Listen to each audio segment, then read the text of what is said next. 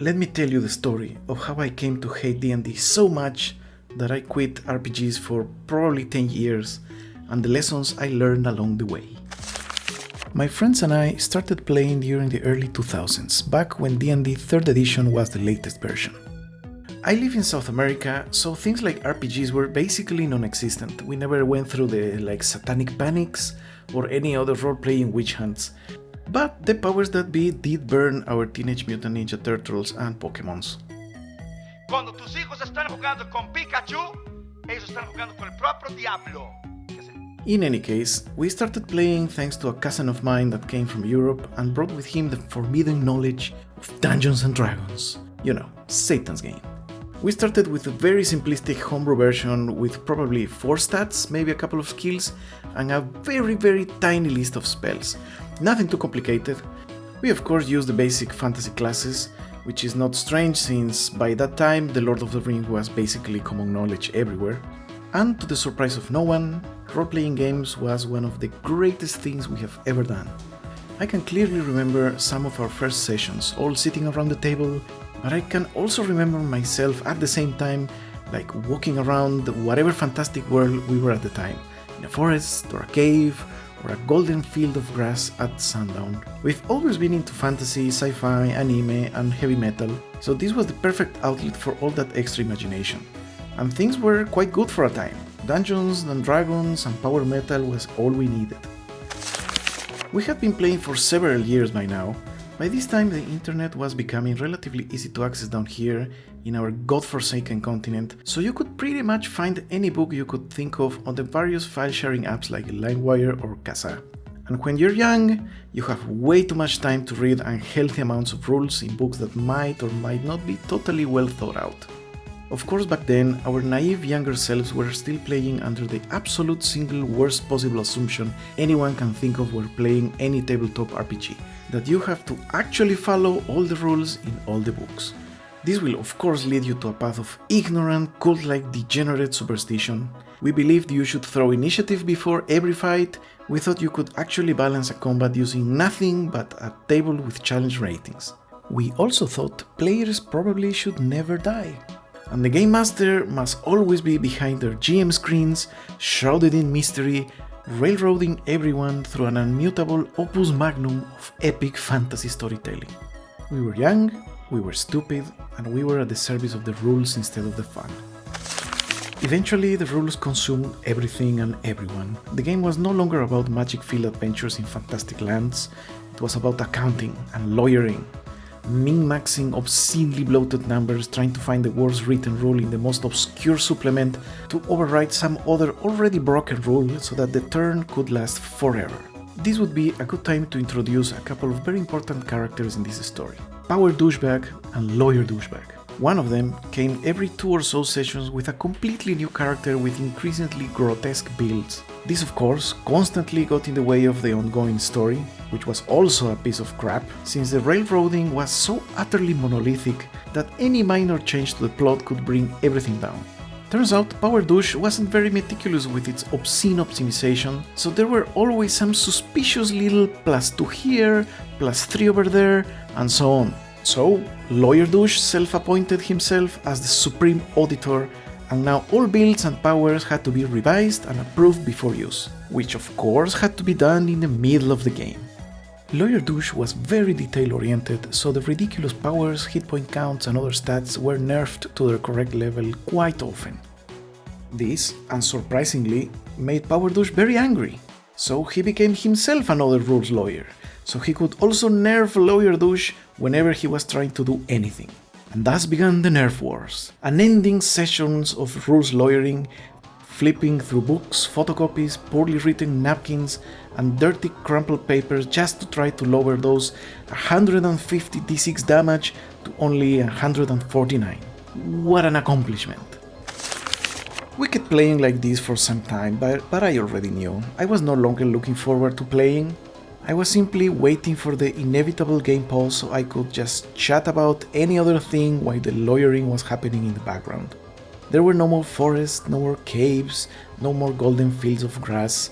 There was just a table filled with reams of papers, which was truly irritating. And again, The terrible curse of youthful ignorance made me assign all the blame directly to the game instead of the douchebags at the table. This piece of shit broken garbage game is useless, I said. Who the hell wrote this convoluted mess? This is not fun. This is accounting. And so, I quit. I told the douchebags to stick their rules up their asses, along with their stupid dragon game with its million idiotic PDF books and modules. And that was it. With other games like Magic the Gathering, which I also quit due to its ridiculous prices, I still follow the novels and kept up with the lore, which I will never not find endlessly interesting. But with D&D, I just quit cold turkey. I never even bothered to look at the stuff on Google, not even art or any story related to the game. Several years passed and the douchebags actually called me back at some point, because they wanted to try this new edition of D&D that was out for quite some time now. This, of course, should be hilarious for anyone familiar with 4th edition. I mean, here you have someone who has currently a latent hatred for this game, and you give him 4th edition. I remember we played once. I of course can't even remember the actual mechanics. The only thing I remember thinking was, wow, this is the mentally disabled bastard child of Dungeons & Dragons and some middle-of-the-road video game. This was so depressing, I just went back into my tabletop cryostasis for another 5 years. By this time, I had started to very lightly investigate what had happened with tabletop gaming after all these years. The first one I bought was Colossal, which is a journaling game with incredibly simple rules compared to anything I had known before, but just by reading the book a couple of times, I was already kind of starting to be interested once again. Not a week later, as if my slight interest had summoned them, the douchebags called again. Hey, they said, we have a new game to try. There are few rules, very few numbers, and you can play any setting you want. I was of course skeptical, but since my curiosity has already been awakened, I yet again acquiesced. The new game was Fate Core, and the promises were apparently actually true. The numbers were certainly very small, the rules were refreshingly different, and you were free to play more or less anything you wanted, and with the aspect mechanics, basically anyone can be like a small secondary game master adding to the story at any moment. To be honest, I think it was maybe too much freedom for someone coming from D&D 3.5 after so many years, so we tried to keep it a little bit simple. Just a group of pretty standard medieval fantasy characters delving into some frozen mountain to defeat the baddies. We were just making up most of the adventure on the go, almost no prep beforehand, also nothing too serious, so the enemies and situations were all kind of funny. The ultimate evil in this mountain dungeon ended up being the Deep Goat. We probably just roll a word and an animal in some table, who knows. We visited your classic town to prepare and buy some items, some small adventures there, and after that a short trip to get to the mysterious and ominous domain of the Deep Goat. We were joking as always, but after a couple of hours adventuring within the dark mountain, the Deep Goat was actually starting to be a fearsome presence. And that's when it happened. I was no longer at the table throwing stupid pieces of plastic. I was actually there, in the cave, and now it was truly scary, because we were, among other things, no longer using DM screens.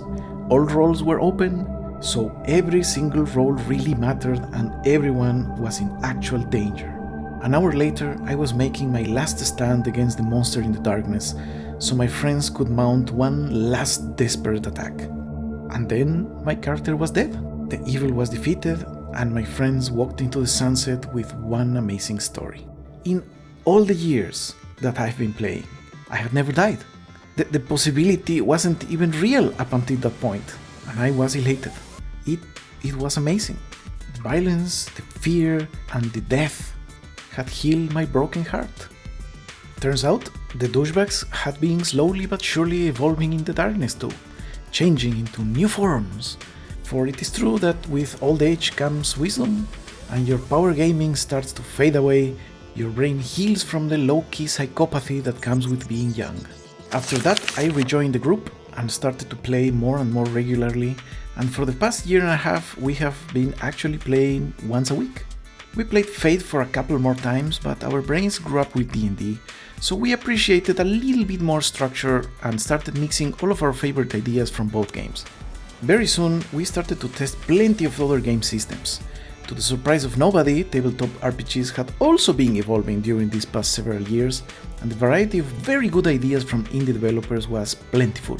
One very important session was our first game of More Work. I had read the rules very lightly the day before, but was not completely sure about the overland travel and dungeon generation rules, so we had to finish learning while we were eating dinner before play. That night, we finished to learn the rules, we created characters, generated a story for the group and a small dungeon, and we actually completed it to the last room. All in one night, and we finished a little bit after midnight. That's yet another thing I thought was impossible. Prep time usually takes hours, maybe days. Only character creation can take a whole session, let alone a session 0 or whatever you want to do as an introduction to the adventure.